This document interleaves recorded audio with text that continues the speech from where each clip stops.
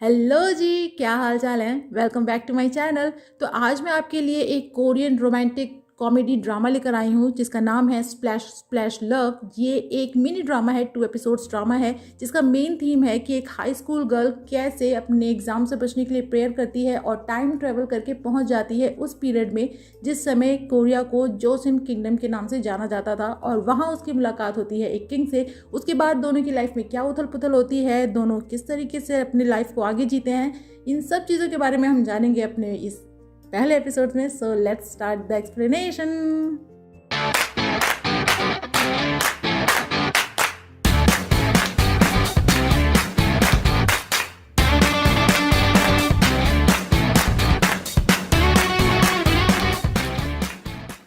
तो एपिसोड के स्टार्ट में हम मिलते हैं हमारी फीमेल लीड जिसका नाम है दांगबी, जो कि एक हाई स्कूल स्टूडेंट है जो किसी तरह भीगते भागते अपने स्कूल पहुंचती है। और जैसे क्लास में पहुंच के हम सभी क्लास खत्म होने का वेट करते हैं, स्पेशली मैथ्स क्लास का, ठीक उसी तरीके से टाइम काउंट करती रहती है। लेकिन तभी उसके मैथ्स टीचर उसको बुलाते हैं ब्लैक बोर्ड पे एक क्वेश्चन सॉल्व करने के लिए, जो कि उसे सॉल्व नहीं होता है। तो उसके टीचर बोलते हैं कि जल्द ही उसके नेशनल एप्टीट्यूड एग्जाम्स यानी कि यूनिवर्सिटी एंट्रेंस एग्जाम्स होने वाले हैं और उससे एक सिंपल सा क्वेश्चन सॉल्व नहीं हो रहा है, तो वो एग्जाम में क्या करेगी। बेचारी स्कूल में इतना सुनते हैं और घर आती है तो घर पे अपने मॉम से भी उतना ही सुनती है। जैसे हम सभी के पेरेंट्स ज़्यादा टीवी देखने पे बोलते हैं ना कि इससे अच्छा तो तुम पढ़ाई में ध्यान लगा लेते। बेचारी बहुत सुनती है और फिर उसकी मॉम कहती हैं कि वो उनकी बेटी होकर मैथ्स जैसे सब्जेक्ट में इतना कमज़ोर कैसे हो सकती है। मगर हमारी दानवी को अपनी मॉम की बात सुनने में कोई इंटरेस्ट नहीं था, सो वो वहाँ निकल जाती है गाना गाने के लिए अपनी फ्रेंड जिसका नाम है सो हियोन के साथ। और वहाँ दोनों लिटरली मैं कह रही हूँ अपना फ्रस्ट्रेशन निकालते हैं और गाना ही निकालते हैं, चिल्लाते हैं। और फिर बहुत चिल्लाने के बाद, अपना गला फाड़ने के बाद वो दोनों पहुंचती हैं एक स्टोर में कुछ खाने के लिए, और दोनों अपनी लाइफ के और टेंशन्स और अपने प्रेशर्स के बारे में, एग्ज़ाम के प्रेशर के बारे में बातें करती हैं। और फिर उसके बाद वहाँ से उसकी फ्रेंड भी चली जाती है और बेचारी दांग भी वहीं उदास हो जाती है। देखो, हमें अपनी लाइफ में ये फेज़ ना एक बार ज़रूर फेस करना पड़ता है, स्पेशली जब हम स्कूल से कॉलेज की तरफ शिफ्ट होते हैं तो हमारे दिमाग में बहुत सारे सवाल होते हैं, हमारे खुद के होते हैं कि हम आगे क्या करने वाले हैं, कौन से सब्जेक्ट्स लेने वाले हैं, किस फील्ड में जाने वाले हैं। उसके ऊपर पेरेंट्स का, टीचर्स का, सोसाइटी का, सबका प्रेशर तो हमें झेलना पड़ता है। हमें बहुत स्ट्रांग बनना पड़ता है मेंटली उस टाइम पे। तो जिन लोगों ने इसको फेस कर लिया है वेल एंड गुड, और जिन्होंने नहीं किया है बी स्ट्रांग और ऑल द बेस्ट। नेक्स्ट होता है एग्जामिनेशन डे, और हमारी दांग भी अपने बैग्स में बुक्स की जगह खाने के आइटम्स भर रही होती है। देन उसकी मॉम उसको ऑल द बेस्ट करती है एग्ज़ाम के लिए, और दांग भी निकल जाती है एग्ज़ाम देने के लिए, बट अपना छाता बस में भूल जाती है और फिर भीगते भागते किसी तरीके से अपने सेंटर पे पहुंचती है। फिर यहाँ पे तो भाई साहब सारे पेरेंट्स ढोल नगाड़े लेकर पहुंचे होते हैं अपने बच्चों को ऑल द बेस्ट करने के लिए। मतलब एक तो ऐसे ही एग्ज़ाम का प्रेशर, उसके ऊपर से पेरेंट्स के एक्सपेक्टेशंस का प्रेशर, वो भी 11th आवर तक कोई भी घबरा जाएगा। हमारी दांग भी घबराती है और वहाँ से भाग जाती है। फिर उसकी फ्रेंड उसको मैसेज करके पूछती है कि क्या वो एग्ज़ाम देने नहीं आ रही है, बट दांग भी कोई रिप्लाई नहीं देती है और वहीं बारिश में भीगती हुई बैठी रहती है और भगवान से प्रे करती है कि काश एक दिन के लिए, बस एक दिन के लिए वो इस दुनिया से गायब हो जाए। और तभी उसे दूर से कहीं से ढोल की आवाज़ सुनाई देती है और दांग भी अगल बगल देखती है। फिर उसे ऐसा लगता है कि रोड पे गड्ढे में जो पानी इकट्ठा है उसमें से आवाज़ें आ रही हैं। सो वो नज़दीक जाकर चेक करती है और जब अपना एक पैर उस गड्ढे में डालती है तो ऐसा लगता है कि उसके पैर नीचे जा रहे हैं। सो वो घबरा जाती है। देन वो अपने प्रेयर का याद करती है कि उसने गायब होने के लिए प्रेयर की थी, और सीन यहीं पे कट होता है। फिर हमारी कहानी शिफ्ट हो जाती है पास्ट में, यानी कि जोसेन पीरियड में, और हमें दिखाया जाता है एक पैलेस जहाँ पे एक रिचुअल परफॉर्म किया जा रहा है। एक बड़े से गमले में पानी भरा हुआ है और ये रिचुअल हो रहा है बारिश कराने के लिए, जिसमें किंग ने भी पार्टिसिपेट किया है। फिर हम देखते हैं दांगबी को, जो कि उस गड्ढे की तरफ देख रही होती है और कुछ सोचते हुए उस गड्ढे में कूद जाती है। इधर पास्ट में किंग, जो कि हमारे कहानी के मेन लीड है जिसका नाम है जोंग यीडू, जिसको मैं पूरे टाइम किंग ही बुलाने वाली हूँ, वो बोलते हैं कि इस तरीके के अंधविश्वास से कोई बारिश नहीं होने वाली है, और वो जाने लगते हैं। लेकिन तभी हमारी दांग भी निकलती है उस पानी के गमले में से, और उसको लगता है कि यहाँ पे कोई मूवी की शूटिंग चल रही है। सो वो पूछती है कि क्या यहाँ पे कोई ड्रामा की शूटिंग चल रही है, बट किंग उससे पूछते हैं कि वो कौन है और उसकी हिम्मत कैसे हुई पैलेस में ऐसे ही घुस जाने की। तो दांग भी बोलती है कि वो एक हाई स्कूल स्टूडेंट है, लेकिन यहाँ पे एक कन्फ्यूजन क्रिएट हो जाती है, इसलिए क्योंकि कोरियन लैंग्वेज में हाई स्कूल स्टूडेंट यानी कि गोसाम, लेकिन जिस एरा में अभी दांग भी गई है उस एरा में हाई स्कूल्स नहीं होते थे, और उस एरा में गोसाम का एक ही मतलब था और वो था यूनिक्स, यानी कि वो लोग जिन लोगों के जेनिटल्स निकाल दिए जाते हैं। आपने कई सारे हिस्टोरिकल ड्रामा में देखा होगा, किंग के साथ उनका एक पर्सनल असिस्टेंट रहता है। हाँ बिल्कुल वही। तो यहाँ पे किंग जो है वो दांगबी को एक गोसान समझ लेते हैं और अपने पर्सनल गोसान से पूछते हैं इस सिचुएशन को एक्सप्लेन करने के लिए। तो वो बताता है कि जिन 2 लोगों को वो लोग गोसाम बनने की ट्रेनिंग दे रहे थे उनमें से एक जो है वो शॉक की वजह से थोड़ा पागल हो गया, तो उसको डिस्क्वालीफाई कर दिया गया है। तो ये नॉर्मल है कि ऐसे लोग रिवेंज लेने के लिए पैलेस में घुस जाते हैं। लेकिन तभी दांगबी देखती है कि जो किंग का गोसाम है वो एक्चुअल में उसके मैथ्स टीचर हैं। सो वो अपने टीचर से पूछती है कि सर आप यहाँ क्या कर रहे हैं, और गोसाम उसको गुस्से में अरेस्ट करने के लिए कहता है। और यहाँ पे हमारी दांगबी समझ जाती है कि ये कोई शूटिंग वूटिंग नहीं चल रही है बल्कि ये एक रियलिटी है। लेकिन इससे पहले कि वो अरेस्ट होती, जो प्रीस्ट ये सारे रिचुअल्स करा रहे होते हैं वो कहते हैं कि नहीं, ये हेवन की तरफ से भेजी हुई एक देवदूत है जो कि यहाँ बारिश कराने आई है। और सिचुएशन को समझ के हमारी दांगबी भी बोलती है कि बिल्कुल वो एक देवदूत है जो कि यहाँ बारिश कराने आई है, तो उसको अरेस्ट ना किया जाए। और सारे लोग उसके अगल बगल फिर से झुक के प्रेयर करने लग जाते हैं बारिश कराने के लिए। और किंग को ना चाहते हुए भी उस प्रेयर में शामिल होना पड़ता है। लेकिन जब वो आँख खोल के देता है तब तक वहाँ से दांगबी गायब। फिर हम देखते हैं दांगबी को जो किसी तरह वहाँ से तो बच बचा के निकल जाती है, लेकिन अभी भी गार्ड्स उसका पीछा कर रहे होते हैं। तो वो आदमियों के कपड़े पहनती है, स्केच पेन से अपनी दाढ़ी मूंछ बनाती है और छुप छुपा कर वहाँ से निकलने की कोशिश करती है। लेकिन बेचारी फिर से फंस जाती है, इसलिए क्योंकि जो कपड़े उसने पहने थे वो होते हैं मिनिस्टर्स के कपड़े। और एक मिनिस्टर की पूरी टोली आती है और उसको अपने साथ लेकर जाती है, कहाँ पे, राजा के दरबार में। और यहाँ पे आते हैं किंग, जो कि गुस्से में कहते हैं कि वो उस गोसाम को ज़रूर पनिश करेंगे उनके साथ इतना गंदा मजाक करने के लिए, और उसकी आंखें निकलवा लेंगे।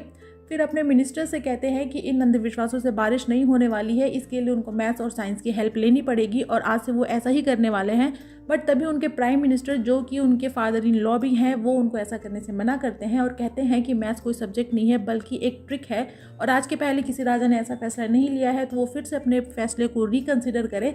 और जहाँ तक रही बारिश की बात, तो वो इसलिए नहीं हो रही है क्योंकि राजा ने अभी तक राज्य को दूसरा उत्तराधिकारी नहीं दिया है। तो राजा फटाफट से एक बच्चा पैदा करे और उसके बाद देखें बारिश झमाझम होती है। तो फिर सारे मिनिस्टर्स मिलकर राजा से ये रिक्वेस्ट करने लग जाते हैं और राजा हमारे बेचारे सर पकड़ कर वहीं बैठ जाते हैं। फिर हम देखते हैं कि जो दांगबी है वो वहाँ से लिटरली चूहों की तरह निकलती है और जाती है अपना फ़ोन लेने के लिए, जो वहीं कहीं रास्ते में गिरा होता है। लेकिन बेचारी फिर से फंस जाती है। इस बार वो पकड़ी जाती है एक म्यूजिशियन द्वारा जिसका नाम है पार्क, जो उसको लेकर आता है राजा के पास। फिर किंग दांगबी से बोलते हैं कि इस राज्य में 3 साल से बारिश नहीं हुई है, इसीलिए दांगबी यहाँ के लोगों को बेवकूफ़ बनाना बंद करे कि वो यहाँ पे बारिश कराने आई है, क्योंकि वो उसके इस तरीके के इलॉजिकल बातों पे विश्वास नहीं करने वाले हैं। और कहते हैं कि अपने कपड़ों से दांगबी यहाँ की नहीं लगती, क्या वो मिंग डायनेस्टी से आई है। तभी पार्क दांगबी का मोबाइल फ़ोन किंग को देता है और उस पे लगे थीम को देखकर किंग थोड़ा कंफ्यूज हो जाते हैं और दांगबी से पूछते हैं कि ये बारिश वाली जगह कौन सी है, कहाँ पे है। तो दांगबी बोलती है कि वो गलत समझ रहे हैं, वो तो एक गोसाम है यानी कि हाई स्कूल स्टूडेंट है, और वो कोई बारिश वाली जगह नहीं है बल्कि एक ऐप है जिससे कि आपको मौसम के बारे में पता चलता है। तो किंग बोलते हैं कि क्या इससे हमें बारिश के बारे में भी पता चलेगा, और गलती से उनसे कैमरे पे क्लिक हो जाती है और डर के वो फ़ोन फेंक देते हैं। फिर दांगबी अपने फ़ोन को फटाफट से उठाती है कि हाय रे मेरा फ़ोन कहीं टूटा तो नहीं। लेकिन किंग फिर से फ़ोन उससे ले लेते हैं और उसी थीम को ढूंढने लग जाते हैं। तो दांगबी बोलती है कि वो तो उसने हटा दीजिए, खामखा बैटरी खाती। तो किंग कहते हैं कि अरे कुछ होमोसेपियन लैंग्वेज में बोलो, कुछ ऐसा जो मुझे समझ में आ सके। तो पार्क सजेस्ट करता है कि क्यों ना हम दांगबी के हाथ ही काट दें, और दोनों मिलकर उसके हाथ काटने लगते हैं। तो बेचारी दांगबी घबरा के कहती है कि नहीं नहीं नहीं नहीं, मैं फ्यूचर से आई हूँ, मुझे जो पूछना है वो पूछो, मैं सब कुछ बताने वाली हूँ। तो किंग कहते हैं झूठ पे झूठ, झूठ पे झूठ, झूठ पे झूठ बोले जा रही है ये लड़की, और उसका हाथ काटने वाले होते हैं कि दांगबी कहती है कि नहीं वो एक मैथमेटिशियन है। और किंग वॉज लाइक अच्छा। फिर किंग उसको लेकर आते हैं अपने साथ और एक पाइथागोरस थ्योरम का क्वेश्चन देते हैं, वही h² = b² + p², और कहते हैं कि उसके पास 3 दिन है, इस 3 दिनों में दांगबी पता करे कि इसका हाइपोटेनस, इसका बेस और इसका परपेंडिकुलर कितना होगा। लेकिन दांगबी उस क्वेश्चन को फट से कर देती है। तो किंग कहते हैं कि जिस क्वेश्चन को करने के लिए बड़े से बड़े स्कॉलर को 2 से 3 दिन लगते हैं, दांगबी ने इतनी जल्दी कैसे कर लिया। तो दांगबी कहती है कि वो एक गोसाम है यानी हाई स्कूल स्टूडेंट है, तो उसके लिए आसान है। तो किंग कहते हैं कि क्या तुम्हारे यहाँ लोग शौक से गोसाम बनते हैं मैथ्स पढ़ने के लिए। तो दांगबी बोलती है हाँ कुछ ऐसा ही है। अभी तक दांगबी को ये नहीं पता कि उस एरा में गोसाम का मतलब क्या होता है और लोग उसे क्या समझ रहे हैं। फिर किंग उसको कहते हैं कि आज के बाद से दांगबी उनको मैथ्स पढ़ाएगी, और अगर वो उनकी हेल्प करती है तो वो उसको इनाम भी देंगे, उसकी पनिशमेंट भी कम कर देंगे, और बारिश होने पे वो अपने घर भी जा सकती है। और फिर दांगबी को इनाम देते हैं गोल्ड। और नेक्स्ट सीन में हम देखते हैं कि पार्क उसको लेकर आता है अपने घर पे और रेंट के नाम पे उससे वही गोल्ड ले लेता है और फिर उसे एक बड़ा सा जग देता है। तो दांगबी पूछती है कि क्या ये पानी नापने के लिए है।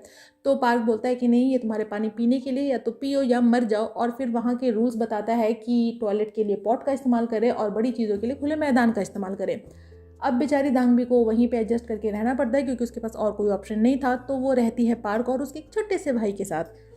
नेक्स्ट सीन में दांगबी के मैथ्स टीचर उसको देते हैं गोसाम के कपड़े पहनने के लिए। तो दांगबी बोलती है कि यहाँ पे इतने प्यारे प्यारे से स्कर्ट्स हैं, तो वो उसको स्कर्ट्स पहनने को क्यों नहीं दे रहे हैं। तो उसके मैथ्स टीचर बोलते हैं कि उसको स्कर्ट क्यों पहनना है, और कहते हैं कि अगर वो लड़की पैदा हुई होती तो क्या वो कभी भी राजा के आसपास जा सकती थी, और कहते हैं कि उसको शुक्र मनाना चाहिए कि इस एरा में वो एक आदमी पैदा हुई है, और भले ही वो एक गोसाम है लेकिन वो है तो एक आदमी, इसीलिए अपने प्राइड को ऊपर रखे। और यहाँ पे फाइनली हमारी दांगबी को पता चल चुका है कि लोग वहाँ पे गोसाम का मतलब क्या समझते हैं और लोग उसे क्या समझ रहे हैं। नेक्स्ट सीन में हम दांगबी को देखते हैं एक लाइब्रेरी में, जो कि ये पता करने की कोशिश करती है कि आखिर वो किस किंग के एरा में आई है ताकि उसके अकॉर्डिंग अपनी प्लानिंग्स बना सके। मगर तभी वहाँ पे आते हैं किंग और उसको अपने साथ लेकर जाते हैं, और यहाँ से किंग की क्लासेस स्टार्ट होती हैं। और हमारी दांगबी को पता चलता है कि हमारे किंग को 1 2 3 4 कुछ नहीं आता, यानी कि उनको मैथ्स की ABCD बिल्कुल नहीं आती। वो इसलिए क्योंकि उन्होंने चाइनीज़ कैरेक्टर से पढ़ाई की हुई है और 1 2 3 4 उस टाइम पे था नहीं। सो दांगबी को स्टार्टिंग से स्टार्ट करना पड़ता है, उनको 1 2 3 4 इंट्रोड्यूस कराना पड़ता है, और कहती है कि वो उनका टेस्ट भी लेगी ये जानने के लिए कि राजा को कुछ आया या नहीं आया। तो किंग कहते हैं कि उसे क्या लगता है कि वो बिना पढ़े लिखे ही वो राजा बन गए। तो दांगबी कहती है कि टेस्ट तो देना पड़ेगा जी, और अगर आपने गलत जवाब दिया तो आपके सर पे थप्पड़े भी लगने वाले हैं। और फिर स्टार्ट होती है हमारे राजा जी की पढ़ाई, और वो पूरे टाइम अपनी प्रिपरेशन में लग जाते हैं टेस्ट की। वो जो भी काम करते हैं दांगबी उनके साथ रहती है, जहाँ जाते हैं दांगबी उनके साथ रहती है। वो इवन अगर राज दरबार भी अटेंड कर रहे होते हैं तो अपने टेस्ट की प्रिपरेशन कर रहे होते हैं। और इसी तरीके से फाइनली आता है टेस्ट का दिन, और ये मुझे टेस्ट बिल्कुल नहीं लग रहा था, इसलिए क्योंकि पार्क यहाँ पे बांसुरी बजा रहा था और ये दोनों गा गा कर क्वेश्चन आंसर कर रहे थे। यानी कि दांगबी गा गा के क्वेश्चंस पूछ रही थी और राजा जी गा गा के आंसर दे रहे थे, और ऐसे में तो आंसर गलत होना लाजमी था। सो यहाँ पे किंग दे देते हैं गलत जवाब, और दांगबी उनके सर पे थपाक से थपेड़ा लगाती है, और पार्क तुरंत से अपनी तलवार रख देता है दांगबी के गले पे। अब आप ऐसे ही तो राजा को मार नहीं सकते ना, बट किंग उसको मना करते हैं और कहते हैं कि तुम अपनी बांसुरी बजाना चालू रखो। और यहाँ पे गाने का सिलसिला फिर से चालू होता है, लेकिन इस बार दांगबी देती है गलत जवाब। 1 मिनट, टेस्ट तो किंग का चल रहा था ना। Okay, back to story. तो दांगबी के गलत जवाब देने पे किंग उसका हाथ ही काटने चल देते हैं। मुझे समझ नहीं आता किंग और पार्क मिलकर उसके हाथ काटने के पीछे क्यों पड़े हैं। लेकिन तभी अनाउंसमेंट होती है क्वीन के यहाँ पे आने की, और जैसे ही क्वीन एंटर करती हैं यहाँ पे पढ़ाई लिखाई बंद। ऐसा इसलिए था क्योंकि क्वीन के जो फादर थे, जो कि प्राइम मिनिस्टर हैं किंग के, वो चाहते हैं कि क्वीन के ज़रिए यानी अपनी बेटी के ज़रिए वो इस देश को एक उत्तराधिकारी दे, ताकि वो राजा को एक पपेट की तरह यूज़ कर सके और खुद एक किंग की तरह रूल कर सके। इसीलिए क्वीन और किंग के बीच में रिलेशंस अच्छे नहीं हैं। तो यहाँ पे क्वीन आई थी किंग के हाल चाल जानने के लिए, तो किंग उनको बोलते हैं कि वो बिजी हैं, वो उनसे बाद में मिलेंगे। मगर दांगबी देखती है कि ये तो उसकी फ्रेंड सो हियोन है, यानी कि जो अभी किंग की वाइफ क्वीन है वो है हमारी दांगबी की प्रेजेंट की फ्रेंड सो हियोन। सो वो उसको उसके नाम से बुलाती है, बट क्वीन कहती है कि आज के पहले उसने उसको कभी नहीं देखा। Then her reaction was something like this, ये मामा। फिर वहाँ पे किंग का खाना आ जाता है और क्वीन और पार्क दोनों वहाँ से चले जाते हैं। और हम देखते हैं कि क्वीन पार्क से पूछती है कि क्या वो राजा का लॉयल हो गया है जो हमेशा उसके आगे पीछे घूम रहा है, और पार्क उनको भी सेम रिप्लाई देता है और वहाँ से चला जाता है। वैसे इन दोनों के बीच का क्या रिलेशन है ये हम बाद में जानेंगे। इधर हम देखते हैं कि किंग जब खाना खाने जैसे ही जा रहे होते हैं, हमारी दांगबी के पेट से अजीब अजीब सी आवाज़ें आने लग जाती हैं। तो किंग सभी को बाहर जाने को कहते हैं, और फिर दांगबी को अपने हाथों से खाना खिलाते नहीं है, सिर्फ खिलाने का दिखावा करते, चिढ़ाते हैं उसे और कहते हैं तुम छोटे आदमी, तुम्हारी हिम्मत कैसे हुई राजा के खाना को देखकर लात टपकाने की। तो दांगबी बोलती है कि यहाँ पे प्रजा पानी के बिना खाने के बिना मर रही है और यहाँ पे राजा 56 भोग खा रहे हैं। तो किंग कहते हैं कि उसे समझना चाहिए कि इस राज्य की भलाई के लिए उनको अपने स्वास्थ्य का भी ध्यान रखना पड़ेगा। बट दांगबी बोलते हैं कि चाहे जो भी हो, टेस्ट के मामले में वो उनसे काफ़ी आगे है। तो किंग पूछते हैं वो कहना क्या चाहती है। तो किंग को दांगबी लेकर आती है किचन में, और अपने साथ जो इंस्टेंट फूड के पैकेट्स लेकर आई थी उसको बनाती है और किंग को खाने को देती है, और उनको बहुत अच्छा लगता है। लेकिन स्पाइसी होने के बावजूद वो पूरा खा जाते हैं। और नेक्स्ट डे मुझे ज़रूरत नहीं है बताने की कि स्पाइसी खाना खाने के बाद आपके साथ क्या होता है। तो किंग के साथ भी कुछ वैसा ही होता है, और वो गुस्से में दांगबी को बुलाते हैं। नेक्स्ट सीन में हम किंग को देखते हैं जिनके सर पे काले जादू की कार्ड चिपकी होती है। तो दांग भी उसको हटाती है और पूछती है कि किंग तो कहते थे कि वो अंधविश्वासों पे विश्वास नहीं करते हैं, फिर ये क्या है। तो किंग कहते हैं कि उन्हें लगा कि दांग भी उनके ऊपर कोई काला जादू कर रही है। तो दांग भी बोलती है कि ये हमारा पेट होता है, हमारी पेट में अंतड़ियाँ होती हैं, इसमें खाने पचते हैं और उसमें दर्द भी होता है, तो आपको डॉक्टर से कंसल्ट करना चाहिए था। तो किंग कहते हैं वो उस चीज़ों पे विश्वास नहीं करते हैं जिस चीज़ों को नहीं देखते हैं। तो दांग भी बोलती है कि ऐसे में तो हमारा दिल भी नहीं दिखता, लेकिन आप किसी से प्यार करें, उसके पास जाएँ तो आपका दिल ज़ोर ज़ोर से धड़कता है, जिससे आपको पता चलता है कि आपके पास दिल है। तो किंग दांगबी का दिल चेक करने जाते हैं, बट दांगबी मना करती है और कहती है कि वो एक हाई स्कूल स्टूडेंट है, तो वो उनका विश्वास करे, वो सब कुछ सच बोलेगी। फिर किंग उसको लेकर आते हैं अपने सीक्रेट जगह पे, जहाँ पे उनकी एक पूरी रिसर्च टीम होती है जो कि काम कर रही होती है। तो दांगबी पहले तो इन सब चीज़ों को देखकर शॉक हो जाती है, लेकिन एक चीज़ प्रूव हो जाती है कि किंग के मिनिस्टर्स चाहे जो भी कहें, मगर किंग साइंस एंड टेक्नोलॉजी पे विश्वास करते हैं और इसके लिए उन्होंने अपनी एक पूरी रिसर्च टीम बना रखी है और इसके ऊपर रिसर्चेस भी चल रहे होते हैं। तो दांग भी यहाँ इनकी हेल्प करती है और ह्यूमन स्ट्रक्चर के बारे में बताती है कि कौन से ऑर्गन्स कहाँ पे लोकेटेड हैं, और उसकी हेल्प से ये लोग यहाँ पे मेडिसिन की बुक बना लेते हैं। वैसे ये पॉइंट ना मुझे एक्सेस लगा, क्योंकि दांग भी है तो सिर्फ एक हाई स्कूल स्टूडेंट, वो बॉडी में कौन से ऑर्गन्स कहाँ पे लोकेटेड है ये बता सकती है, मगर उसके हेल्प से मेडिसिन की बुक बना लेना is little bit excess for me. और फिर ये खेतों में घूमती है तो एग्रीकल्चर की बुक बन जाती है। थोड़ा तो एक्सेस था, बट किंग इन सभी बुक्स को डिस्ट्रीब्यूट करवाते हैं अपने डिस्ट्रिक्ट्स में, ताकि वो लोग उसके अकॉर्डिंग अपनी फसलें उगा सकें। फिर किंग अपने टीम मेंबर्स को बधाई देते हैं अच्छा काम करने के लिए और उन सभी को देते हैं संतरे। वैसे इनको क्लेमेंटाइन्स कहा जाता है, लेकिन मैं संतरा ही बोलने वाली हूँ, इसलिए क्योंकि ये उसी की जैसा एक फ्रूट होता है।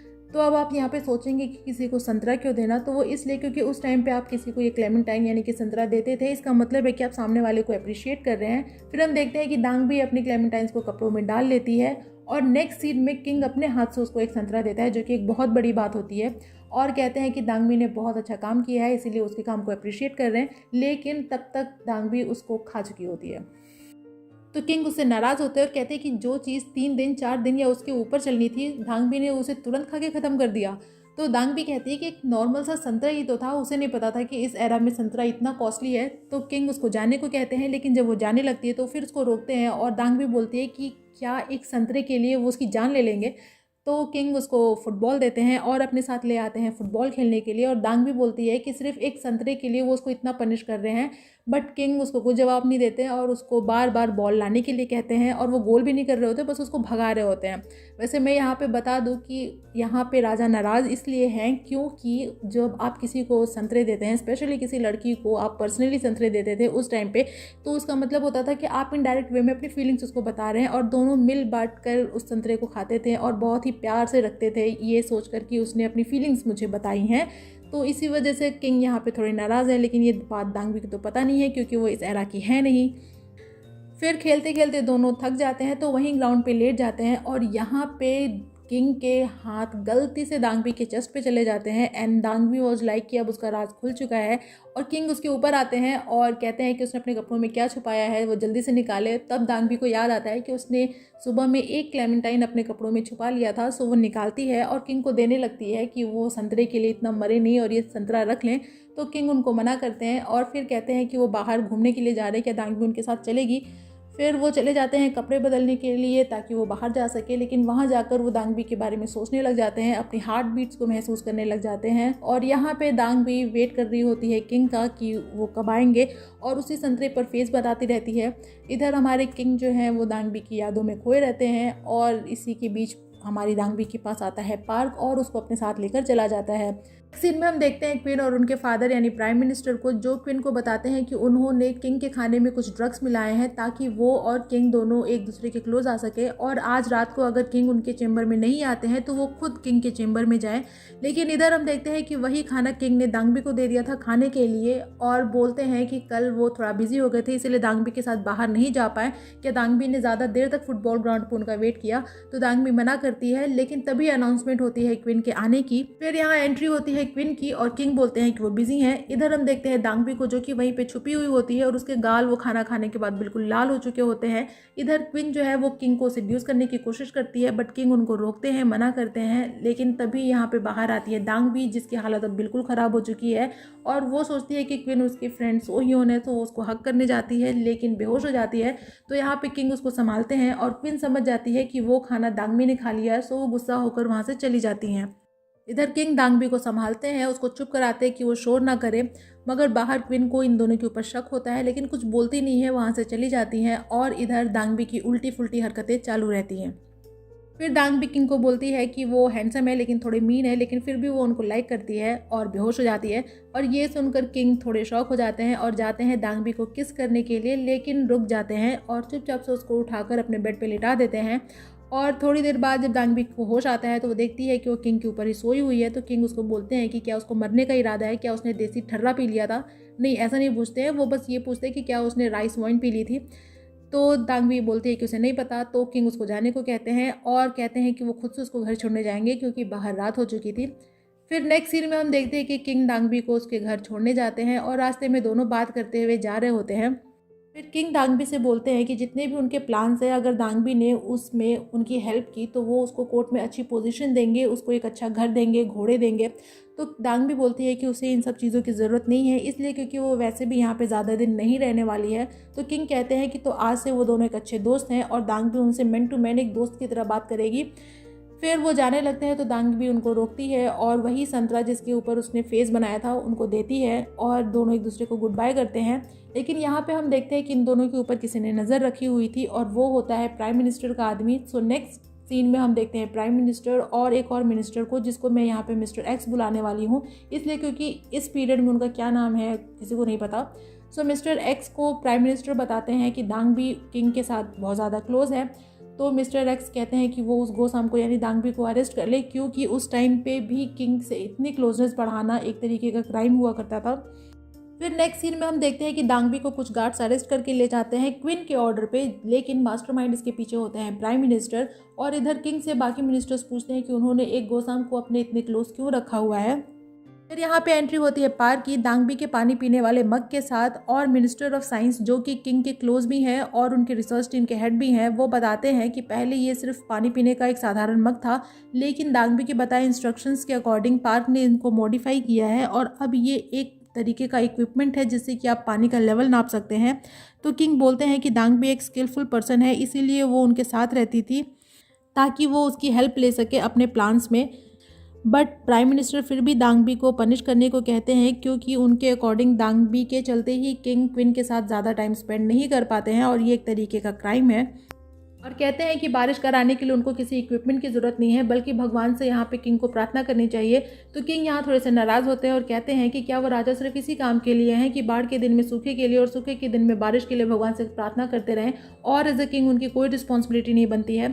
तो यहाँ पे मिस्टर एक्स कहते हैं कि अगर दांगबी इतनी ही स्किलफुल है तो क्यों ना उसका टेस्ट लिया जाए, क्यों ना दांगबी कुछ ऐसा करे जिससे कि नॉन सनी डे को भी लोगों को टाइम के बारे में पता चलता रहे। तो पहले के ज़माने में लोग टाइम देखते थे सूरज की मूवमेंट से, जैसे जैसे सूरज मूव करता था उस हिसाब से लोगों को टाइम के बारे में पता चलता था। लेकिन सूरज का एक और मतलब होता है और वो होता है किंग। तो जिस तरीके से मिस्टर एक्स ने कहा था वो इनडायरेक्ट वे में किंग को चैलेंज कर रहे होते हैं। इसीलिए नेक्स्ट सीन में मिनिस्ट्री ऑफ साइंस किंग को कहते हैं कि वो दांगबी को अपने रास्ते से हटा दे, इसलिए क्योंकि उसको टेस्ट करने के नाम पे मिस्टर एक्स उनको और उनकी टीम को डायरेक्टली टारगेट कर रहे हैं। और हम देखते हैं कि ये सारी बातें दांगबी सुन रही होती हैं। नेक्स्ट सीन में हम देखते हैं पार्क और दानवी को, और हमें पता चलता है कि दानवी को अब पैलेस में जाना अलाउड नहीं है। सो वो पार्क से पूछती है कि क्या सच में वो लोग उसको रास्ते से हटा देंगे यानी मार देंगे। तो पार्क बोलता है कि हाँ, अगर आप किसी के काम के नहीं रह गए तो आपको मार देना कॉमन है यहाँ पे, और कहता है कि अगर दानवी के पास इतना ही फ्री टाइम है तो क्यों नहीं वो अपने प्रॉब्लम का सॉल्यूशन ढूंढती है। तो दानवी उससे उसकी हेल्प मांगती है, बट पार्क उसको कहता है कि अब तक उसने उसकी हेल्प इसलिए की क्योंकि उसे किंग का फेवर चाहिए था, और अब वो उसके किसी काम की नहीं रही, तो वो अपने रास्ते और मैं अपने रास्ते। और यहाँ पे हमारी दानवी प्यारा सा पपी फेस बनाती है। फिर नेक्स्ट सीन में हम देखते हैं कि पार्क उसकी हेल्प करने के लिए रेडी हो जाता है। सो मैं यहाँ पे आपको बता दूँ कि दानवी बना क्या रही है। एक्चुअली वो यहाँ पे एक वाटर क्लॉक बना रही है। अब वाटर क्लॉक क्या होते हैं, वैसे इंडिया में तो इसको घटी यंत्र कहते हैं। इसमें सिंपल सा एक एक्सपेरिमेंट होता है, हम सभी ने बचपन में किया होगा। एक बड़े से बाउल में आप पानी पूरा भर दीजिए और उसके ऊपर एक छोटा सा बाउल रखिए, स्पेशली अगर वो एल्युमिनियम का बना हो तो अच्छा है क्योंकि वो डूबेगा नहीं जल्दी। और उसके बेस पे एक छोटा सा होल कर दीजिए और उस छोटे से कटोरे को आप बड़े से बाउल में जिसमें आपने पानी भरा है उस पर रख दीजिए, और धीरे धीरे उस बेस के होल से उसमें पानी भरेगा, और जब वो पूरा भर जाएगा तो वो नीचे डूब जाएगा। और जितना टाइम उसको लगेगा भरकर डूबने में एक certain amount of time spend होता है। यही तरीके का एक कंसेप्ट होता है। इसके लिए बहुत सारे कैलकुलेशंस बैठाने पड़ते हैं कि बड़े बाउल का वॉल्यूम कितना होना चाहिए, छोटे बाउल का वॉल्यूम कितना होना चाहिए, उस होल का एरिया कितना होना चाहिए, वगैरह वगैरह। इसमें कैलकुलेशन में टाइम लगता है और उस हिसाब से वो क्लॉक बनती थी। तो यहाँ पे जो ये बना रही है, दानवी बना रही है, उसका भी कंसेप्ट यही पे है, लेकिन उसका मॉडल अलग है, तो उसका मैकेनिज़्म इसमें बताया नहीं है ड्रामा में। लेकिन मैंने सोचा कि आपको मैं बता दूं कि वाटर क्लॉक होता क्या है, सो आप समझ सकते हैं। तो यहाँ पे दानवी उस कैलकुलेशन में अपना पूरा टाइम देती है और धीरे धीरे टाइम बीतते जाता है और हम देखते हैं कि यहाँ पे हमारे किंग भी हमारी दानवी को मिस कर रहे होते हैं और दानवी का पूरा टाइम सिर्फ अपने इस रिसर्च और कैलकुलेशंस में जा रहा होता है। और इसी बीच में हमें कुछ फ्लैशबैक्स भी दिखाए जाते हैं कि जब किंग ने दानवी से कहा था फुटबॉल ग्राउंड पे बाहर चलने के लिए, तब वो उससे मिलने आए थे, लेकिन तब तक दानवी पार्क के साथ जा चुकी थी। इसी तरीके से जब मिनिस्ट्री ऑफ साइंस ने किंग से कहा था दानवी को अपने रास्ते से हटा देने के लिए और दानवी आधी बात सुनकर वहाँ से जा चुकी थी, तब किंग ने कहा था कि उसको दानवी पे पूरा विश्वास है कि दानवी अपने काम में ज़रूर सक्सेसफुल होगी। दैट मीन्स कि किंग कहीं ना कहीं दानवी को लाइक करने लगे थे। फिर इधर हम देखते हैं दानवी को, जिसके कैलकुलेशंस पूरे हो चुके थे और तभी यहाँ पे बारिश स्टार्ट हो जाती है और हम देखते हैं किंग को, जिनको याद आता है कि बारिश स्टार्ट होने के बाद दानवी यहाँ से चली जाएगी।